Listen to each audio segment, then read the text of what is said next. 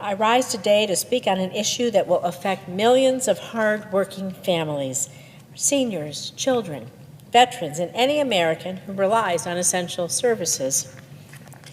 As we'll soon see, Republicans are going to use the budget reconciliation process, a tool that was originally designed to help rein in wasteful spending and lower the national debt, to pass massive new tax cuts for billionaires and the ultra-wealthy.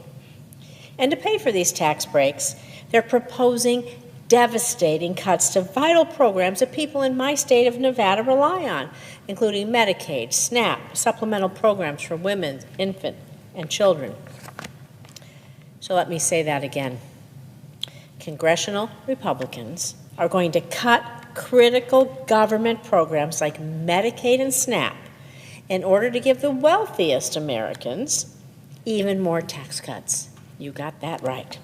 Their policies are, well, billionaires win and families lose. This isn't fiscal responsibility, it's moral negligence. This isn't just about economic policy. This is about the livelihoods of everyday Americans. At a time when Nevadans are already grappling with economic hardship and a rising cost of living, these actions by my Republican colleagues, well, they're just plain wrong. They're just out of step. Instead of using this budget process to provide relief for hardworking families, well, Republicans, they're exploiting it to push through policies that benefit billionaires like Elon Musk while leaving millions of Americans, I'll say everyday hardworking families, regular people, everyday people, leaving them all behind, leaving you in the lurch. Again, their motto seems to be billionaires win, families lose. And let's remember when Senate Democrats, what we did with the budget process when we were in the majority. Anybody remember? Well, we gave Medicare the power to negotiate for lower prescription drug prices. We capped the cost of insulin at $35 a month. We helped hardworking Americans who were being crushed by high costs. We stood up to corporate interests on behalf of the middle class. And now, well, my colleagues, Republicans, are in the majority. What do they want to do? Well, again, billionaires win, families lose. They want to give additional billions in tax breaks for the wealthiest Americans while the rest of us are footing the damn bill. The numbers tell the story. Extending these tax cuts would give the top 1% of earners, those making roughly $750,000 a year or more, a tax cut averaging more than $60,000 a year. And I'm going to put that in perspective for a moment. The tax cut that the top 1% would get is more than the total income of most families who rely on Medicare or SNAP or just most families in general. It's the top 1%.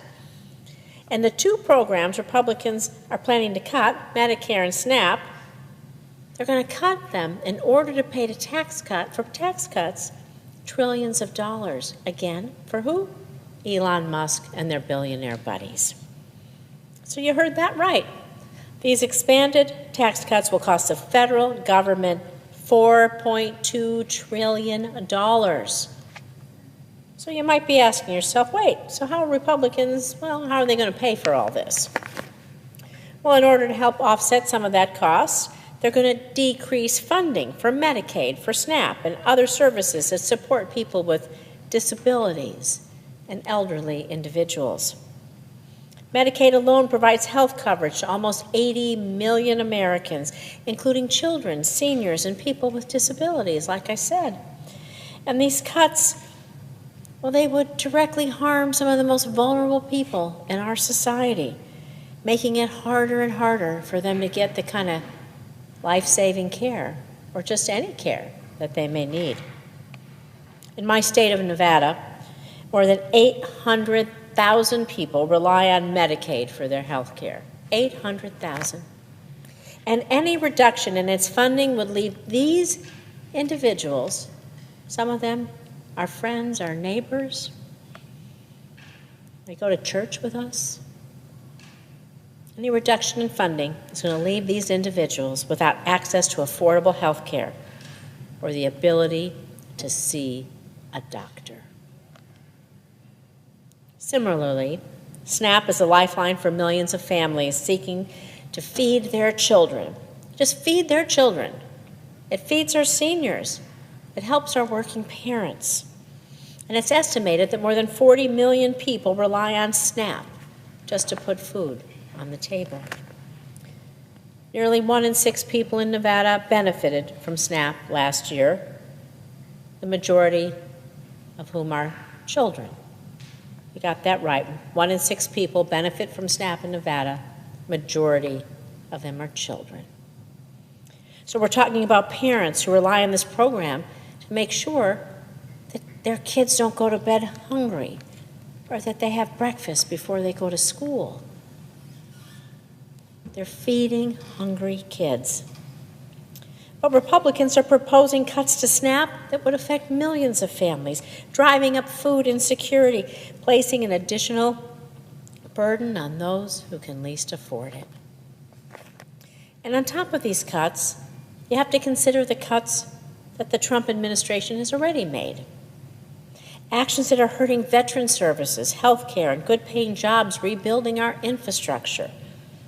The Trump administration has already made cuts to the staff at the Department of Veterans Affairs, including the people that staff the Veterans Assistance Hotline. These cuts are going to have a severe impact to our veterans. They served our country with honor. They deserve the best possible care when they return home, and cutting doctors and nurses and counselors and people who answer the helpline, how is that helping those who protected us, who keep our homeland safe? We owe them that. Well, these cuts aren't showing that at all. And the administration has also targeted Medicare for staffing cuts that could undermine health care access for seniors across the country. Nearly 1 in 5 seniors depend on Medicare for their health care needs, and for many, it's their only source of care. Letting go of Medicare employees will impact seniors' ability to access this literal lifeline. We've also seen attacks from the Trump administration on job-creating infrastructure projects, like those authorized in the Bipartisan Infrastructure Law and the Inflation Reduction Act. These projects, well, what I want to tell you is that they support good-paying American jobs, good-paying jobs in construction and engineering and in public works. They fix our roads and our bridges and our trains, our grid. It matters. They build the rail systems that help connect our communities. These are American jobs on American roads and American rail and American bridges. We should be keeping these jobs and investing in our infrastructure. These are the folks that help modernize our airports. And I can tell you in my state of Nevada, they support our travel and tourism jobs.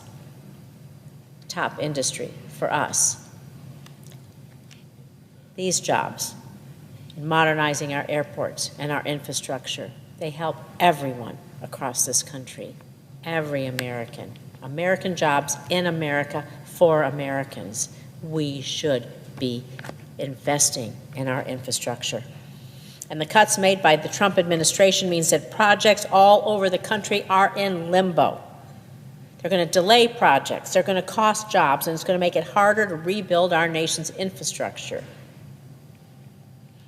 And in Nevada, we know how important infrastructure investments are to keeping our economy moving, our communities safe. We're talking about jeopardizing projects to build new solar energy installations and even expanding access to high-speed internet. And for us, that's nearly $500 million worth of federal funding that's been allocated for Nevada to connect rural communities across our state to just reliable internet. And the loss of funding for projects like this one just doesn't stop at people accessing the internet. It'll hurt people who are counting on the jobs this project would create, particularly in our rural communities. The numbers here are staggering, and the impact is undeniable. We're talking about cuts that have the potential to impact millions of people who are working hard every day to make ends meet, to provide for their families, and to ensure that they can live with dignity. These existing cuts, coupled with the Republicans' proposed budget cuts, it's just going to be devastating for American families. And the fact that these cuts are being made to give billionaires even more tax breaks, well, it's unconscionable. The American people deserve better. They deserve a government that works for them, that works for our families, not for the ultra-wealthy. And at the end of the day, Mr. President, Republicans have to decide who they're fighting for. Because right now, with this budget proposal, they're fighting for billionaires and the largest corporations who've already benefited from their 2017 tax cuts. We cannot and we must not turn our backs on the American people. We cannot allow billionaires to get richer on the backs of everyday Americans. We cannot let the motto be for this administration, billionaires win and families lose, because families are the backbone of America. Families are the backbone of America, and they deserve respect and attention. And we cannot allow the billionaires to break their backs. So I urge my colleagues on both sides of the aisle to come together and put the American people first, people over billionaires. Let's work together to strengthen our economy, protect our vital programs, ensure that everyone, regardless of their wealth or status, has an equal opportunity to succeed. Thank you, Mr. President.